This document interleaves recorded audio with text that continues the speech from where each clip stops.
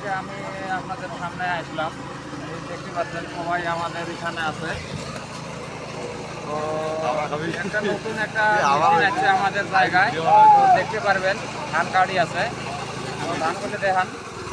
তো এই যে মেশিনটা দেখতে পারবেন, এটা আমাদের জায়গায় নতুন আছে।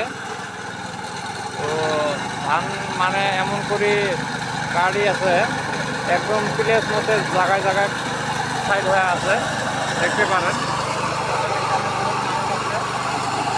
তো সকালে ধানটা কাটি আছে, এই জন্য মানে সকালে ধানটা কাটলে হয় কি মানে ধানটা মানে কম পড়ে। আর আমি দেখি আছি ধান পড়ে না, একদম সুন্দর করে কাটি আছে।